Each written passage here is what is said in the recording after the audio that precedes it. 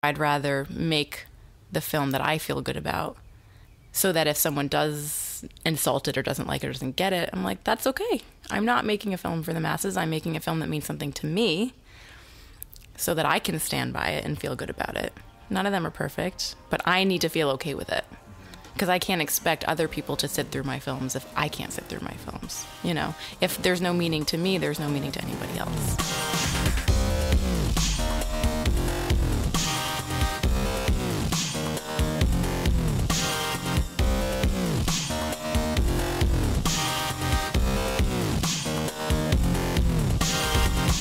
You're listening to Inside Acting, a podcast dedicated to demystifying the inner and outer game of success in the entertainment industry. I'm Trevor Algott, and coming up in episode 243, I sit down for part 2 of my chat with actress and filmmaker Sophia Savage to continue the conversation about turning adversity into art. In part 2, Sophia shares how not being right for just about everything gave her permission to start creating her own work. She also gives us a behind-the-scenes look at what goes into film festival programming, and side note, it ain't always pretty. And she shares her patchwork process for putting ideas together, the simple way that she fills the well, and why she thinks every artist should be a reader. This is episode 243. Stay with us.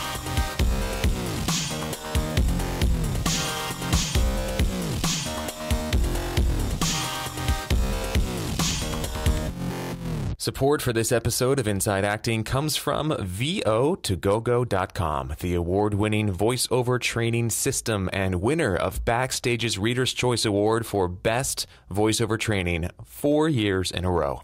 Visit vo2gogo.com/start for a free Getting Started in Voiceover online class that'll help you add voiceover to your acting portfolio. That's vo2gogo.com/start.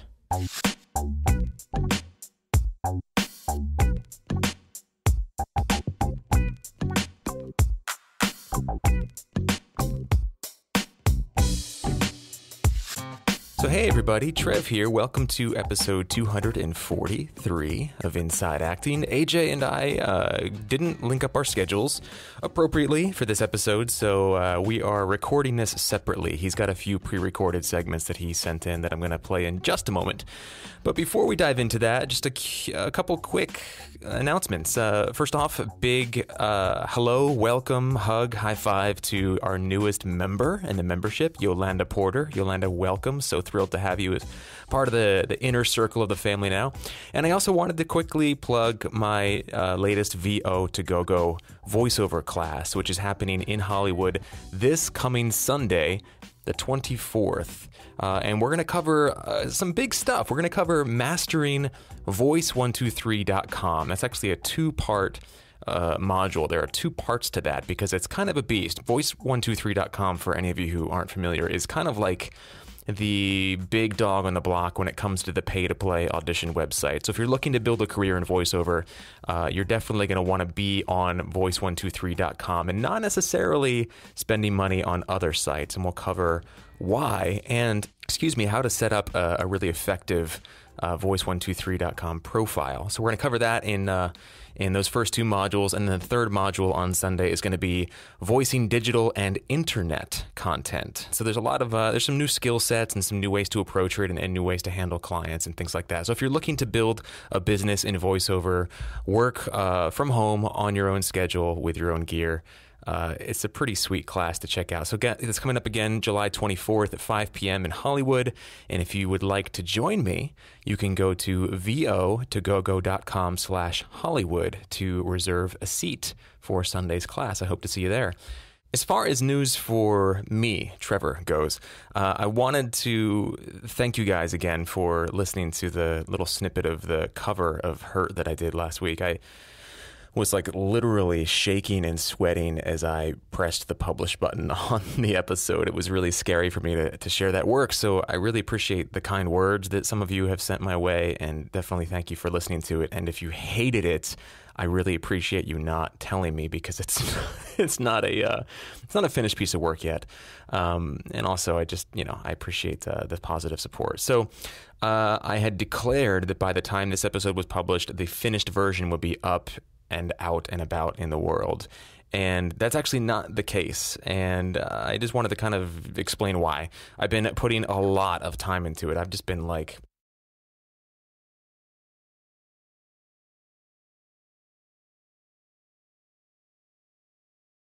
in that frickin' world nonstop these past couple weeks. And the song is about 85% of the way there. I'm enjoying the crap out of working on it. But there's still a lot of work to be done. It's not clicking the way I want it to click, and some things still need to be smoothed over. And rather than release a subpar, offering into the world, I thought I'd give it a little bit more time. But I have found the sort of public accountability of announcing, declaring it on the podcast, and then working pretty diligently to deliver on that public declaration. I found it really supportive. So again, thank you guys for holding me to it, whether you knew it or not. And that's about it for me. So let's go ahead and hear from AJ. AJ, what's going on in your world? This week was not super eventful, except to say that I have been in rehearsals for a show that will probably be opening at the time of you listening to this, either tomorrow night or tonight, depending on when you listen to it. But it opens this Thursday. And it's with a theater company that I've worked with before called the Jewish Women's Theater. And I really appreciate their professionalism and the way that they treat their actors, pay their actors, take actors' time into consideration. It really raises the bar for working with other companies. Like, there's never any downtime. If I'm at rehearsal, I'm working, and if they're not using me, they let me go. They pretty much they feed us almost every time we go there, which is not necessary, but it's just a nice little treat, especially for smaller theater in Los Angeles. Anybody who's done these smaller theater gigs in LA, New York, doesn't really matter. We usually don't get paid. And while I'm not getting paid for rehearsal, like I said, I am getting fed. And then when I do the shows are, I think they're like $50 per performance, which is 5 times as much as you would get if you were just doing any other 99-seat theater production in LA. And the other thing is, we talked last week about that quote that we are still unsure of who to attribute it to, either Will Smith or LL Cool J, who said, be ready so you don't have to get ready. I've been really antsy and itching to get on stage or get in front of the camera or do something. And we're very, big on the DIY stuff, but I've prioritized other things in my life, and opening up the space to do something like this and being on stage again. They basically do these, what they call salons. They're sort of like staged readings. So I'm holding a book the whole time, but the work is still there, and it's a very specific work, and it requires, just as much vulnerability and command of language and everything else that any other theater piece or acting challenge might require of an actor. And I'm just realizing that being involved in something like that again, I already knew that I had a hunger for it. I'm realizing just how hungry I was in being involved with this, and also just realizing that part of the reason that we get to be doing stuff, anything, DIY or otherwise, is so that we're not super cold when the next opportunity comes along. Now, I've been, lucky enough to get a lot of auditions recently, which is one way of preparing for the next audition, is to actually have an audition or meeting. But there's nothing that can replace experience, like doing the work, experiencing the work, the conversations that I'm having with the director, knowing, what I'm bringing to the table, what choices I'm making, and how they're coming across, and having the director give me feedback on that. Just the simplest things, the feedback that you're getting from the director can teach you a lot about how you're being perceived. So anyway, I just wanted to share that experience as being my sort of big learn from the week. Oh, and if you want to come see the show, it's running for 2 weeks with a possible extension for another week, and it's at jewishwomenstheater.org. And if you cannot afford the ticket, of course, if you're in Los Angeles, if you cannot afford the ticket price, they do take a couple of volunteers every night to kind of set up and break down, and you'll get to see the show and eat and hang out, and so could be fun, could be worth it. Anyway, check it out if you want to come see it. That is so awesome and so true. First of all, congrats, AJ. AJ just kind of told me about this or gave me a flyer like a couple of days ago, and I was like, hey, you haven't talked about this in the podcast. And he's like, well, we haven't had a chance to. But I do want to say I've seen some stuff at Jewish Women's Theater, and they actually do some really, really good work. So I'm really stoked to hear that you, AJ, are involved with them. And you're so right, man. There's nothing that substitutes actually doing the work. And this comes from somebody who loves to read about things, who likes to, like, what's the saying? You can't pay somebody to do your push-ups for you.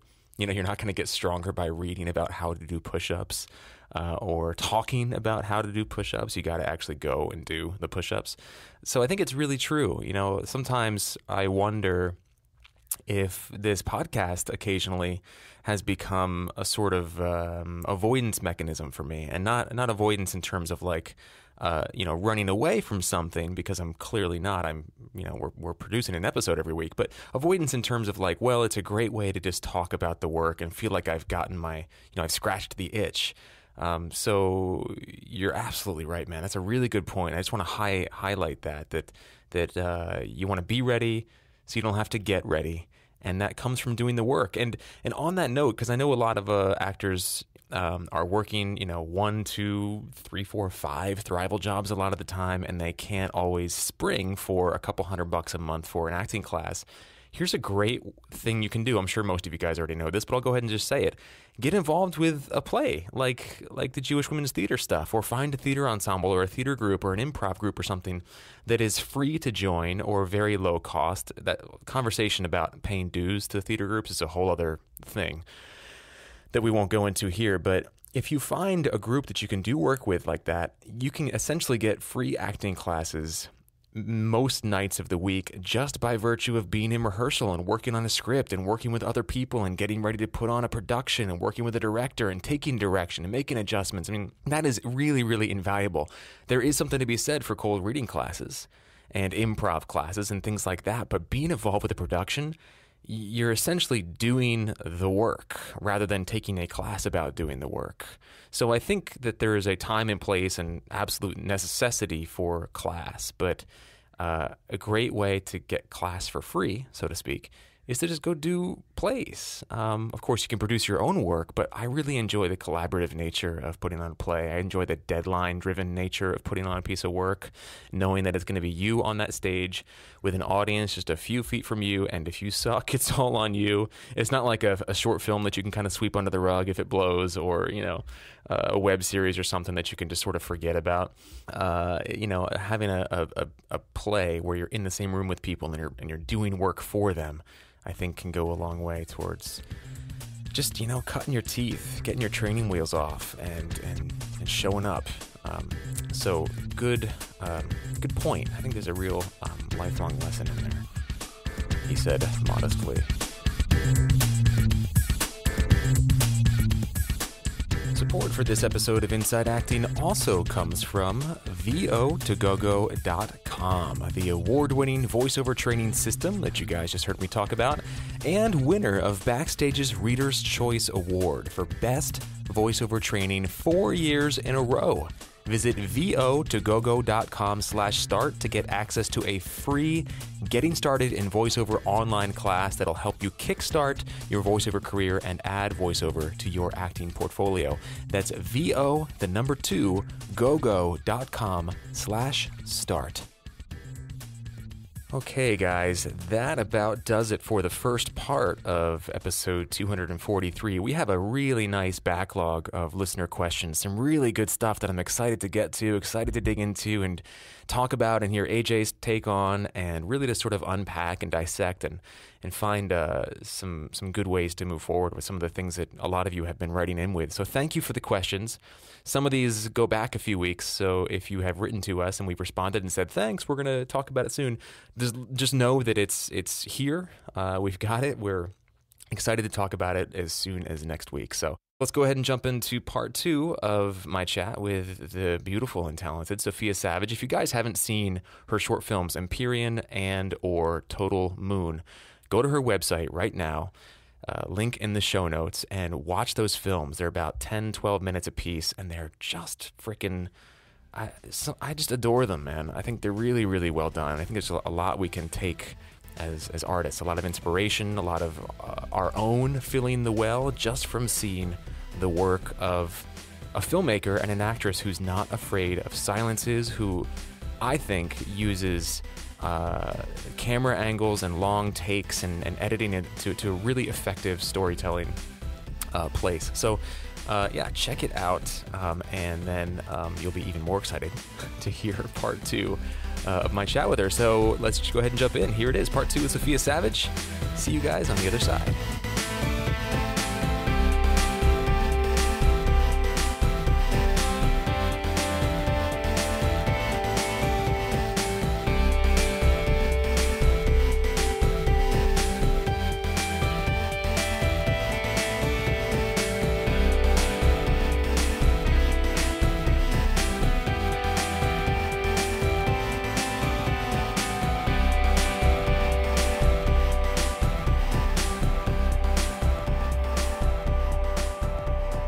In my mind, there are essentially 2 different main approaches to a successful career in the entertainment industry, and one of them is to kind of really focus on being a hired gun, being the actor who can take a piece of copy or text and just really own it and make it their own and be something, and hire me, I'm a great actor, I hear you're looking for actors. And the other sort of main approach is to just say, okay, I can do that, but I'm really going to focus on telling my own stories, on making my own work, creating my own doorway that I can walk through. And it seems that's your approach, it seems like, most of the time. Oh, man, I don't know if I have an approach. But stop me if I talk too much, but I'll try to answer this question in a roundabout way. I would love to just be hired to do something, to like execute a role and get paid for it. That sounds really nice. But I am not that girl. I've been trying for years, and whenever I go for that kind of thing, like the guest star, the this role or the that role, like the kind of easy put it on your resume stuff, I get great feedback from casting directors. I'm always saying to my agents, like, give me feedback, even if it's bad, because I want it, But they're always like, they loved you. You're great. You look too young, or you look too old, or you look too young, but you sound too old, and you don't look American enough, or you're not exotic enough, you're too sexy, you're too pretty, you're too weird looking, there's always something. You look too much like the casting director's your eyes ex. are too green, your hair is too dark, your arms are too buff. It's like there's all these arbitrary things, and it's never you're a bad actor and they didn't like you and they thought you were terrible. That would actually be more useful, but I'm sure you know this too. It's like, as an actor, the reasons why you don't get something are often really silly, and you can't take it personally, because what makes you wrong for one thing makes you right for something else. So after learning this, after a couple of years, it just seemed like, okay, it's not that I'm a bad actor, it's that I'm just a hard category. I mean, it's hard for me to fit into one of these categories. So if I want to act, I'm going to have to find my own opportunities. And when I made my first film, it wasn't so much about making a role for myself. It was really about telling that story, which was about my father, and about directing something, because I had directed some theater, and my focus in college was writing and directing for film and theater, but it was not something that I thought I had permission to do. So I kind of, after losing my dad and having this story, I was like, wait, I'm not going to get permission from anybody. I just have to do it. And I should be the one to act in it because it's my story anyways. And this is a good role and I understand it. So why would I give it away to somebody else? And then that whole experience changed the game for me. Yeah, you've gotten some great sort of feedback from that. You've gotten to a lot of film festivals, won a bunch of awards. I got a little bit of kudos for it. It's a tough thing to program in festivals. And I have very few positive things to say about festivals in general, so I'll try to say what I can positively. Well, why is it, let me stop you there, why is it tough? Why is it a tough thing to program? In my experience, I wrote for IndieWire for 3.5 years, so I attended a lot of festivals and covered a lot of that stuff. And kind of from that perspective, I think I have a kind of a different understanding of how festivals work, how the industry in general works, which has kind of made me a little bit bitter, but also helped inform me and kind of see things more clearly rather than just feel like I'm going crazy. Festivals do not necessarily program the best films. In fact, they often don't. The people choosing them tend to be a very small group of people, if not one person, and often the first round of people who are screening films, when it's just like, they have 10,000 submissions, and the first round, there's just volunteers in the community wherever that film festival takes place. And if they don't happen to like your film based on their own personal preferences, you might never have your film seen by an actual programmer. And even if you do, that programmer is still just a person who has their own likes and dislikes, and they have their own kind of quotas to meet, and they have to fill the seats and make the festival some money back and all that kind of stuff. So it's very political. And I know that short, quick, funny, kind of kitschy films, short films do really well at a lot of festivals. If you have a celebrity in the film, doesn't matter if your film is good, it's going to get programmed somewhere. If your film is slow, if it's kind of experimental and asks something of the audience in a short format, that's tricky. Because if you sit down for a 90-minute block of short films, and most of them are fun, easy, they make you laugh, there's a hot girl, there's a funny joke, there's some blood, there's kind of these, these cliched things, but things that people like to see. Trailer stuff, basically, yeah. Yeah, if you have a couple of those played back to back, it gives the audience, or generic, audience, what it wants. None of my films do that. My films are not necessarily enjoyable to watch. They do not stick some kind of meaning at the end. I think they're asking more engagement from the audience, and they're the kind of films that you need to think about. I work a lot with metaphor, which I always assume everyone does when making a film, but a lot of people don't. It's like what you see is what you get. And with mine, every time I watch my films, they're different. So I think to just kind of fit it into the middle of a bunch of other short films, it's tricky. And I understand, as a programmer, I would have a hard time programming them too.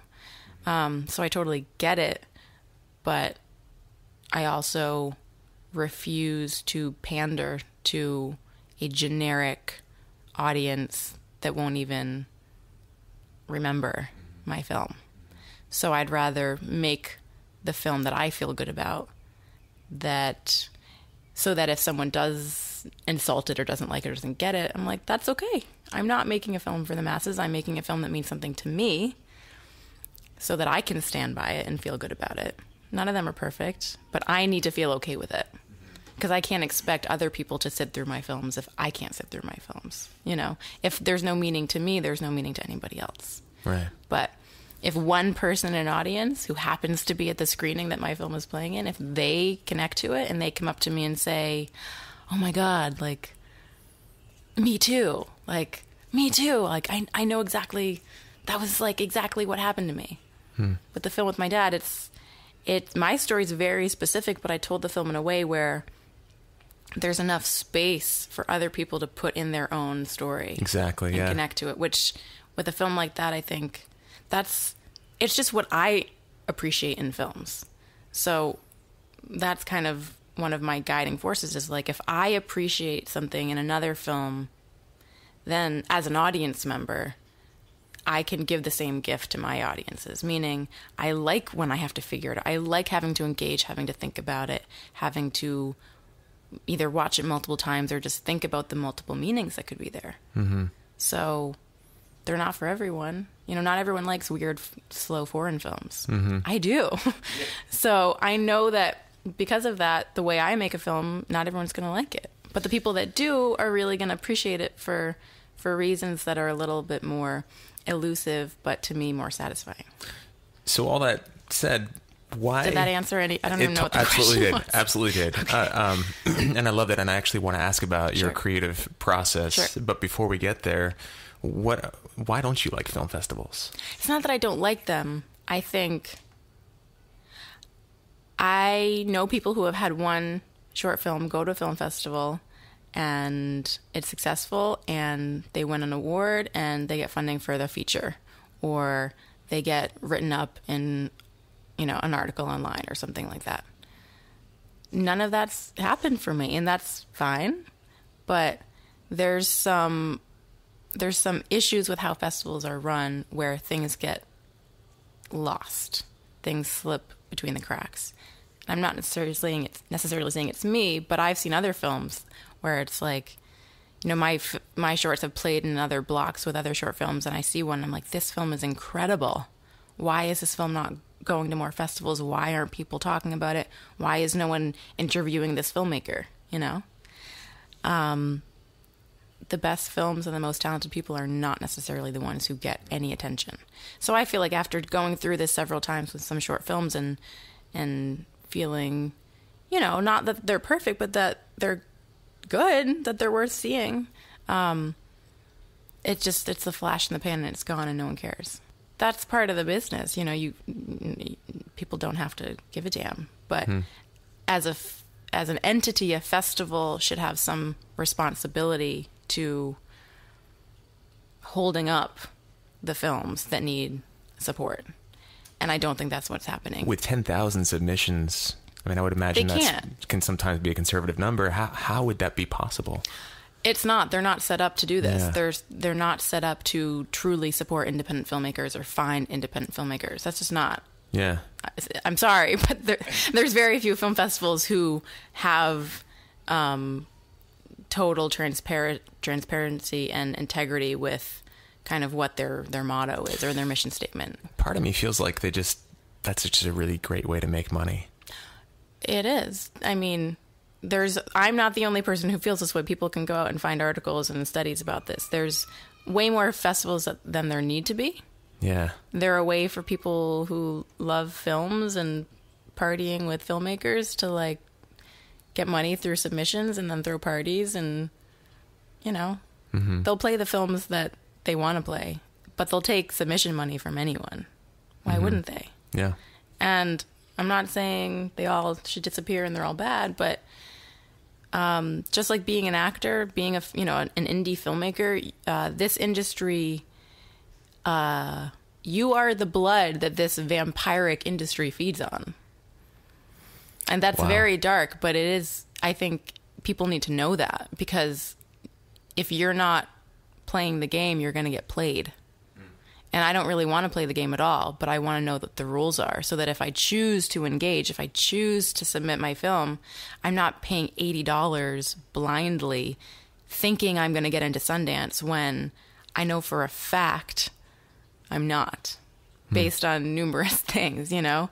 So I'm a fan of being educated about the things you're doing, you know, find out the information to protect yourself from being taken advantage of. So basically do your homework. Do your homework. And you're not entitled to anything. It's not like, fuck these festivals, my film's better and I should get to go. No, you're not entitled.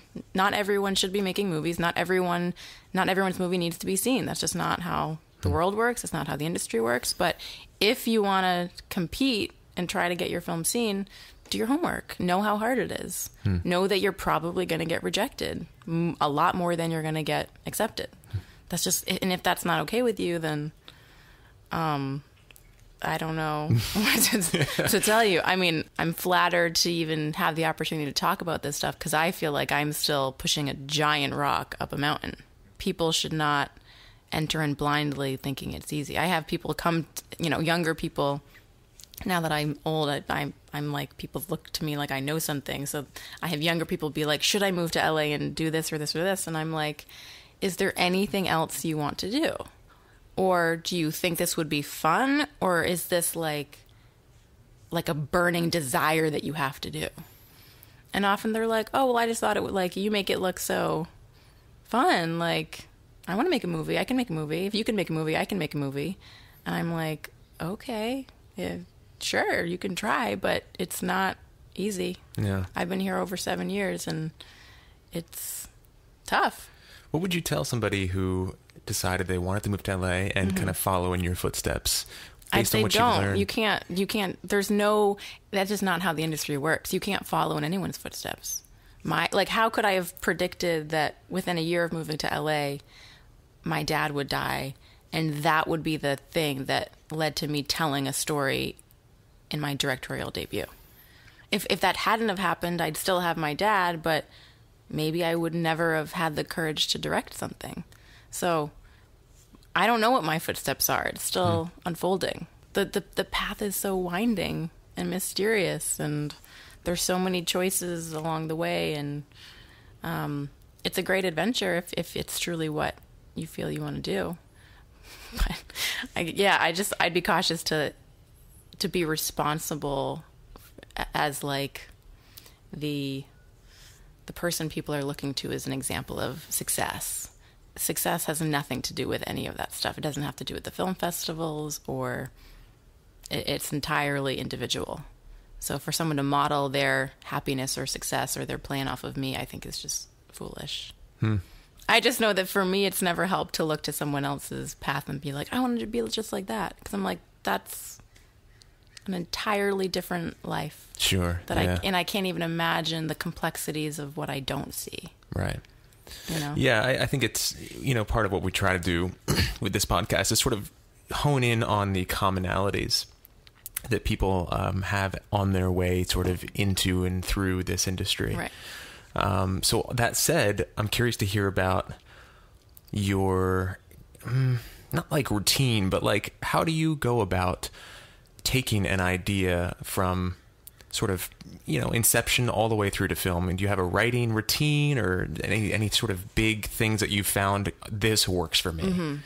I'd say, to me, it doesn't feel like a routine, or it feels like there's no order to it. But more recently, I've started to notice like there are patterns to my creative process, even though I've kind of thought that it's just like magical and it just kind of happens. Like, the reality is that, at least if we're talking about like films that I've written and then directed, it starts as a combination of like little ideas of like a scene that takes place here in this environment with this kind of character, just like little things like that.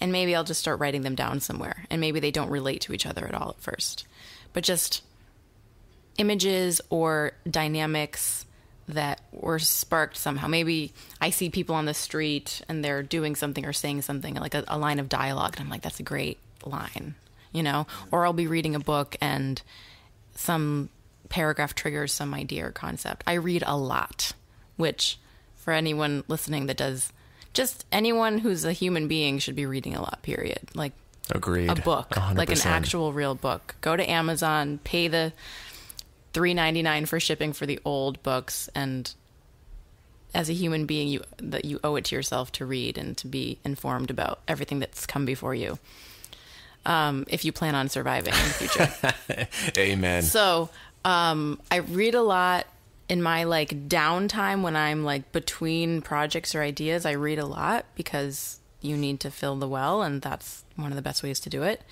I also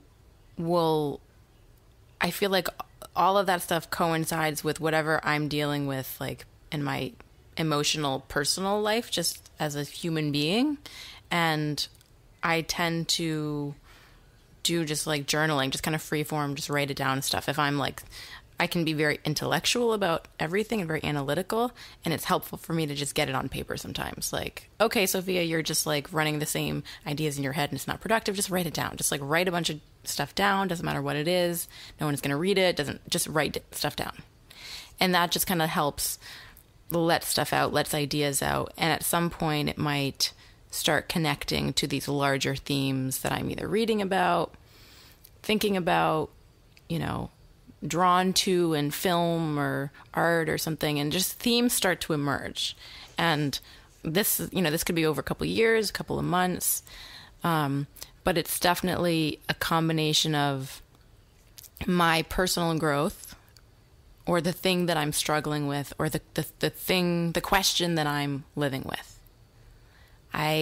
There's always something, right? Like there's always something as a person you're like, that's just overwhelming you, that's like kind of challenging you all the time. And that's fine. That's what it means to be alive. That's conflict. We need some conflict to think about things and to come up with new ideas. So it starts as being very much about me, like what I, Sophia, am going through, but then I'll notice how it relates to some broader pattern I'm attracted to out in the world. And I'm like, oh, that's why I'm interested in this idea. It somehow relates to my personal journey.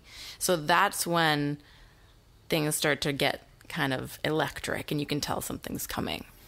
And I feel like the stage is to take all the themes and ideas from out there and apply them somehow either to me personally or to some character that represents kind of the question I'm dealing with, the struggle I'm dealing with.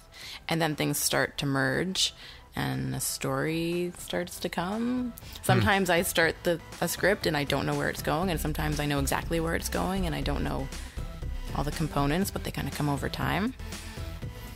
And yeah, I guess each one, that's kind of the pattern, but for each thing I've done, it's been a little different every time.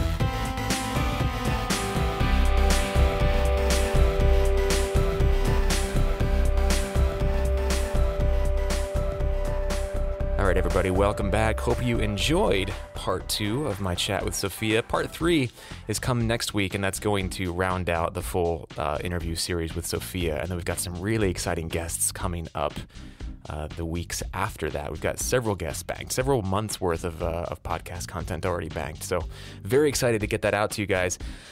As far as debriefing or recapping some of the things that Sophia shared, I have to say that I relate to her, what she said at the beginning of this interview segment. I relate to her feeling that she wasn't ever really, quote unquote, right for almost everything that she was auditioning for. You're too tall, you're too short, you're too fat, you're too thin, you're too good looking, you're too ugly, you're too this, you're too that, your chin's too big, your chin's too small. Like, you look too much like the mom we've already cast. You don't look enough like the mom we've already cast. You look like my ex-boyfriend and my ex-girlfriend. So I don't like you right off the bat, that kind of thing. And I feel like that's also a thing for me. I'm sure some of you listening have experienced that as well. And AJ said this a few months ago, or maybe a few weeks ago, actually, on the show. He said, it's up to us to sort of train casting directors and producers how to perceive us. And I think this comes down to just like simple productivity principles. If you've got a lot of things on your plate, let's say you've got 20 items in your to-do list, you're a casting director, you're a producer, you're a whatever, a showrunner, and you're just running a million things and you just want to get these things taken care of so you can move on to the next thing because you're on a deadline, it's high pressure. The last thing you want to do is see an actor that you don't know what to do with. It's just a whole nother level of mental labor. It's just like, okay, now I like this person. I think they're good at what they do, but I can't quite tell what sort of niche they fit into. I can't quite tell how to sort of box them or label them. And that's not to say that as actors and human beings, we should be looking to label ourselves. But I think it says something for taking that mental labor off of somebody else's plate and saying, this is what you get. Very clear. And, it goes back to Mark Atterbury's stuff, typing. show them right off the bat. Train people to know that right off the bat, you walk into the room and you are this kind of guy. You are the affable, friendly, non-threatening guy or girl next door. You are the hard-edged, hard-nosed lawyer. You are the regretful doctor. You know, whatever it is. I think if you can come up with 2 or 3 words to sort of be your go-to, your core type, that can go a long way towards not only booking the office, but then also, of course, booking the work. Just because people need to know how to cast you right off the bat. And then once you've got a few of those credits under your belt and you've got a few relationships built, then you can branch out and be your true self. Then you can branch out and be the ethnically ambiguous person. Or like one thing with me, an acting coach a long time ago told me that I'm like a band geek trapped in a jock's body. It sucks. It's frustrating. I'm like a sensitive, cheesy poet artist who loves animals, but when people see me walk in the room, they're like, jock frat guy. I already don't like him. And I'm like, you don't understand. I'm so sweet and sensitive and gooey inside. So it's, you know, I have to oftentimes play up that jock thing, and it feels completely inauthentic and false, but that's also what's going to get my foot in the door. So I just wanted to point that out because I think that's important, what Sophia mentioned. And if you just feel like that's not the path for you, you know, showing up and trying to be something that you're just not, if that's not your thing, then make a couple films like Sophia's doing. Make beautiful films, pour your heart and soul into them, and then show people, this is who I am. This is what I can do. This is the attention that I bring to the world and share through the work that I do. As you can tell, I'm very inspired by what Sophia had to share. So looking forward to sharing part 3 with you guys next week. Okay, picks of the week. So I'll go ahead and jump in here first. My pick of the week is a great new podcast that just came out with their second season. They've just started their second season, and it's called Invisibilia. I actually discovered this from our previous producer, Nelson, who lives up in San Francisco now. But he sent out a tweet that said, like, oh, I'm so glad Invisibilia is back. And I started listening to it, and it's really, really good. They describe it as being about the invisible forces that control human behavior, ideas, beliefs, assumptions, and emotions. And it's a really fascinating trip down the rabbit hole. If you're looking for a great podcast, each episode's about an hour long. If you're looking for a great podcast that really examines all the different ways that people can process the world based on frames of reference and the stories we tell ourselves, and how reality isn't always reality. It's shaped by these different things.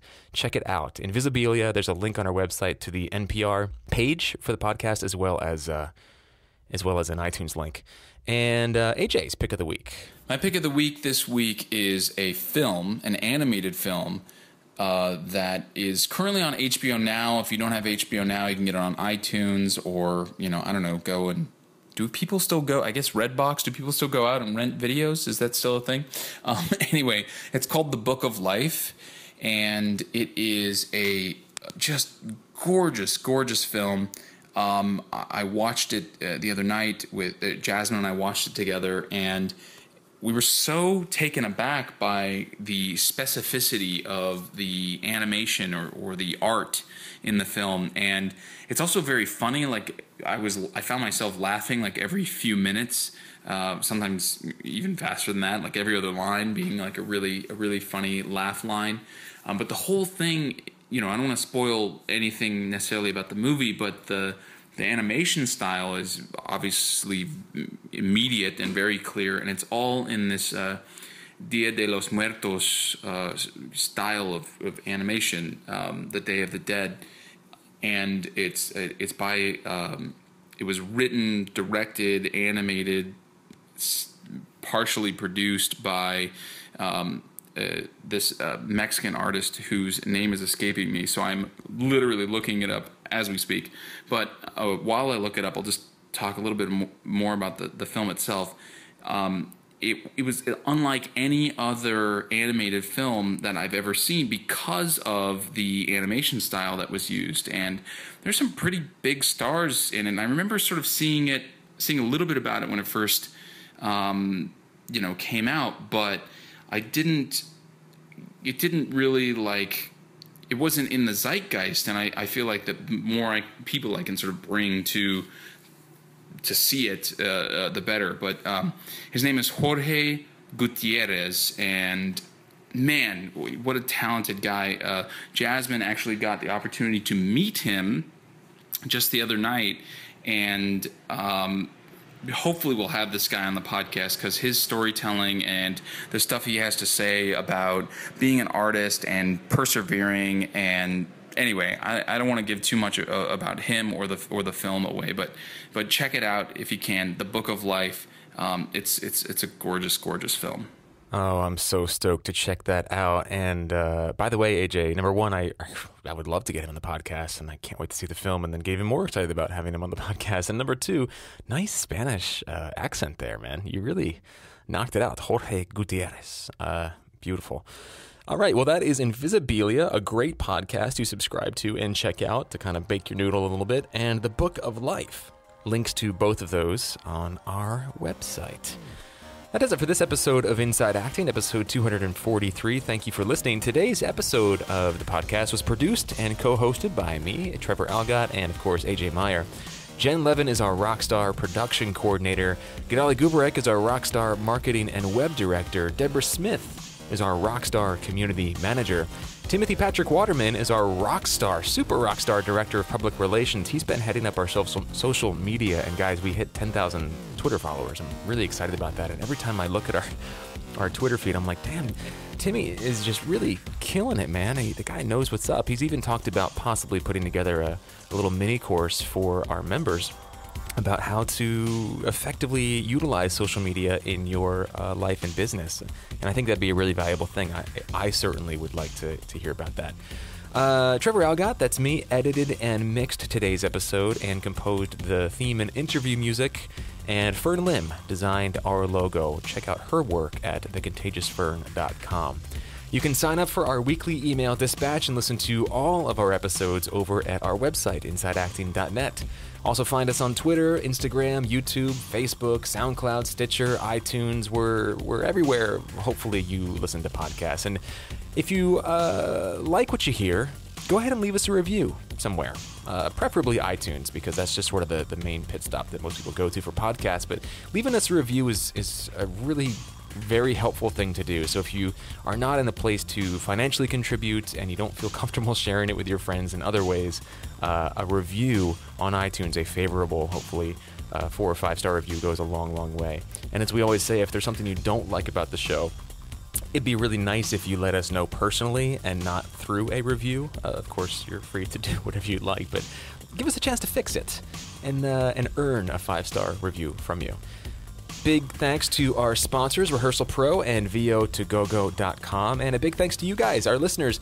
If you really dig this thing and you want to maximize its value in your life and career and support the continued production of it, ensure that it continues, because it does cost many man-hours and dollars to produce every week, go ahead and sign up as a member and get cool perks like access to our membership message board, various freebies, invites to exclusive member meetups, and more stuff. Some interesting stuff coming, especially from the guys over at Inner Image Media. Some great educational resources coming to the membership very soon.